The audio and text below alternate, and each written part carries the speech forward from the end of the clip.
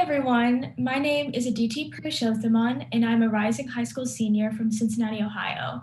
I'm a competitive squash player and the founder of Sports for Good, and I have the privilege today to talk to two inspirational women who have paved the way in gender equality and representation in sports. And I'm really excited for them to introduce themselves. So, Rosalie, would you like to start us off? Yes, thank you. Buyat Eskechad, Rosalie Fish Seatsta Bakulshus Abishad. Hello, my name's Rosalie Fish. I'm 20 years old and I'm Indigenous runner from the Muckleshoot and Cowlitz tribes in Washington State. And I introduced myself in my traditional Pulshutsi language, and my pronouns are she and her. Batouly, would you like to go next? Yes, my name is Batouly Camara. I am 24 years old. I'm originally from New York City, but I am a native Guinean from Guinea, West Africa, and I'm the founder of Women and Kids Empowerment, as well as a professional basketball player. Great. Thank you both for the introductions, and let's just jump right in. I first want to know a little bit more about what sparked your interest in advocacy. Did you have a role model in sports before you became one? And tell me a little bit more on how you started getting involved. Absolutely. I really love that question because I grew up around phenomenal women who really supported and encouraged one another. And I saw what it meant to have a community at an early age. And I saw how empowered women empower women. And for me, like I said, it was from my aunts and my mom coming together and really working hard and working tirelessly to support their families. And at a young age, I was easily inspired by everyone. And I immediately understood that everyone had a story to share as we would sit around dinner, and all of my aunts would recount different things and would share their stories and their adventures and how they overcame different things to be where they are today. And so for me, it's always been that community of women for me. Thank you. For me, as a track and field and cross-country athlete, running was a form of empowerment in the sense that it was something that connected me to my culture, that connected me to the earth. And as a Native American girl in sports, running was the activity that made me feel like I could take myself out of the box that other people were trying to put me in. When it came to stereotypes and discrimination, as a Native American girl in track and in cross country, there were a lot of stereotypes around how I should perform or how I shouldn't be running in the first place. And so running was something that really gave me an outlet to feel powerful. Thank you. Yeah, I do believe that female role models, they make a huge impact for future activists because they're taking inspiration from already brave and strong women. However, statistics show that girls are still dropping out of sports at a higher rate than boys. Why do you think that's a significant issue and something we should pay attention to? Rosalie, do you want to start us off? Yeah, absolutely. Unfortunately, when it comes to sports, it's still a very toxic environment for women and girls, especially in schools. It's something that I noticed personally. And in a sport, even though I was the only runner on my team, when I transferred to college, I had been on a male-dominated team. And I was often objectified because of the fact that I was a female runner. I think a really great example would be the fact that my team were literal national champions in our cross-country sport. But when we were being viewed by our male teammates, we weren't national champions anymore. We were ranked on a numbers of scale to attractiveness. And it's so these types of environments, sports should be empowering. Sports should make you feel like you're valuable, like you feel like you're connected with something.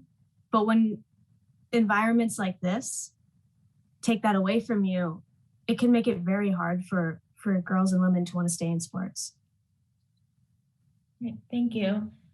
That's very insightful.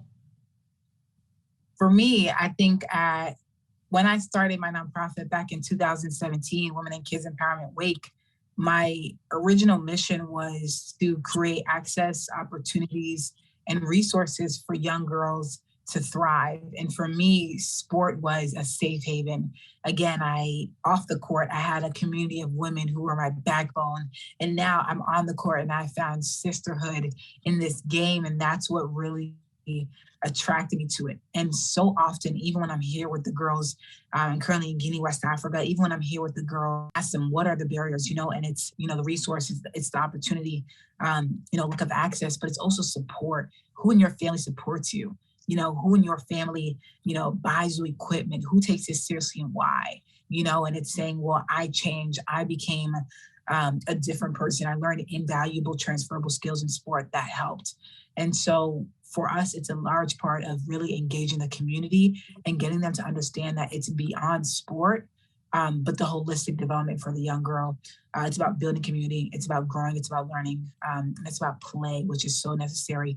And really getting people and the community elders around to really support, I think, in that mission.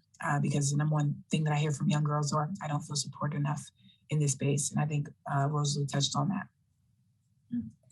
I 100% agree with that. I think sports is a very invaluable thing that girls should have access to, but unfortunately, there are a lot of barriers for girl and women athletes in pursuing their athletic goals.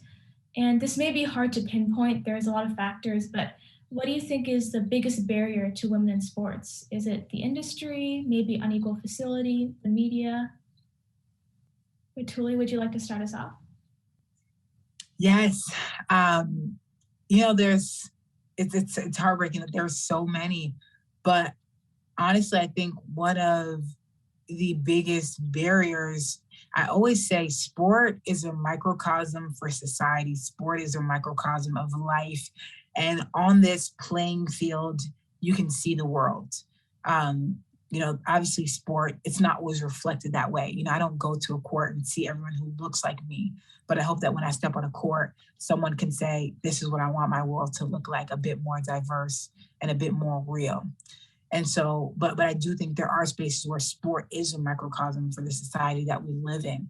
And a lot of the issues that are being faced, I think one of the biggest reasons is just, stereotypes that continue to perpetuate, what can you do? What can't you do? How much we're learning about the human body and how many amazing women are defying and breaking barriers. But then I ask, who put those barriers there in the first place? Who said they couldn't do that in the first place? And those are things that we constantly hear, the glass ceiling, but who put that there in the first place? That's what I always ask. And so I think really getting our mindset, outside of education and the workforce, in the household, in sport, really seeing that, we are amazing and we're continuing to grow and learn and evolve. And that's really important and the way we need to be supported. And I think a barrier that we can continue to break down by continuing to put women in different spaces and supporting them through that and saying that they belong there. Yeah, I love that perspective. One thing that I personally have noticed, especially since entering relatively recently collegiate running, is the value that is placed on women's sports by outside watchers or even by the NCAA or NJCAA or any kind of these sports institutions. The value that's placed on women's sports by outside members of the team, even by the people by coaches, by staff, it is very low compared to our male counterparts.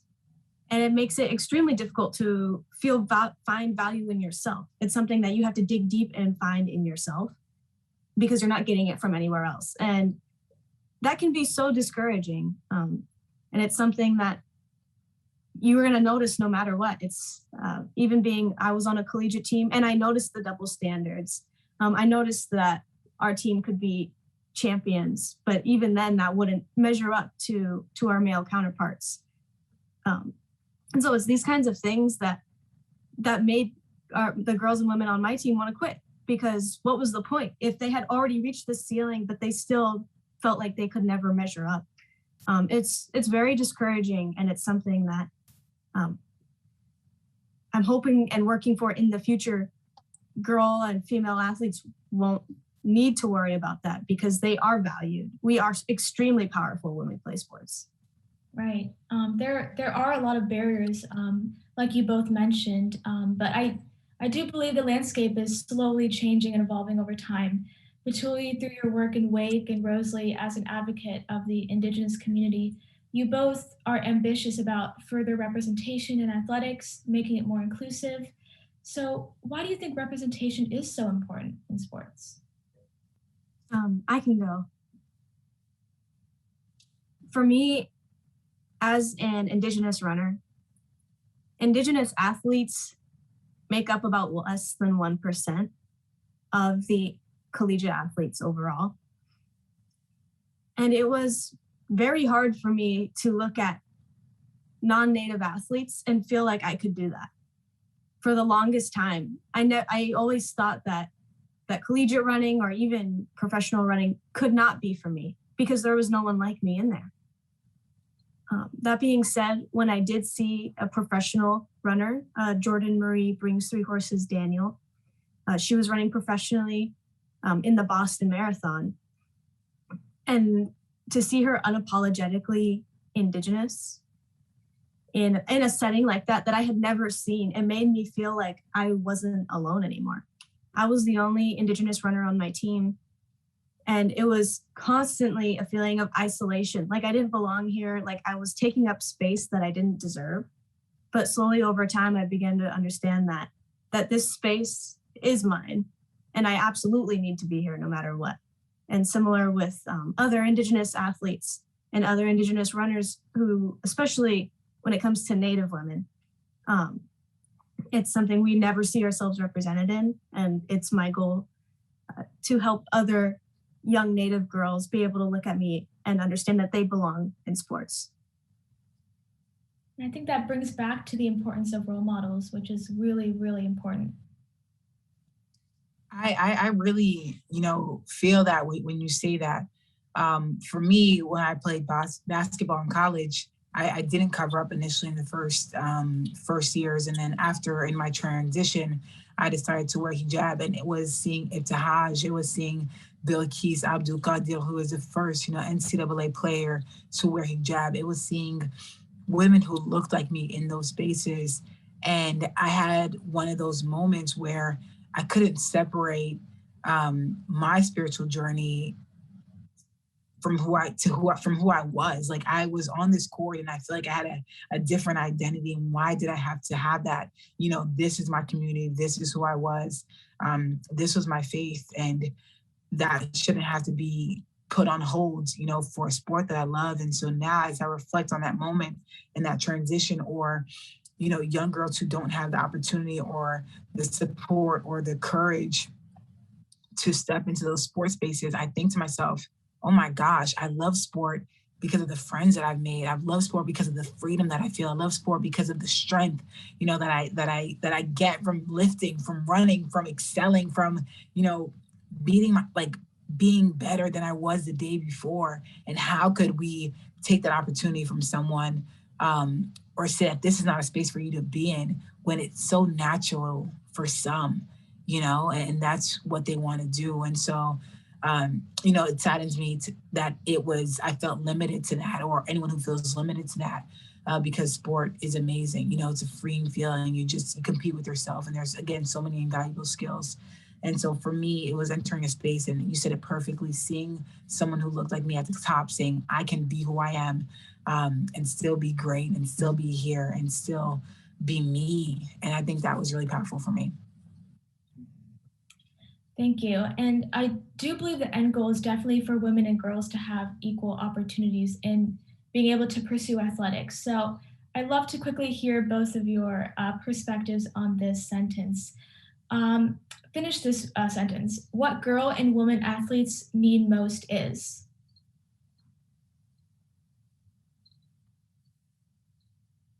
Unwavering support.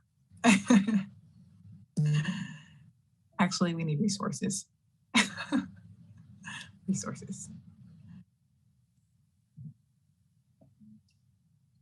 I'm going to use two words too, even though it's cheating.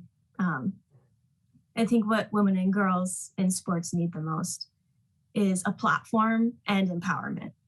We can do so many things when we're given the space to do so.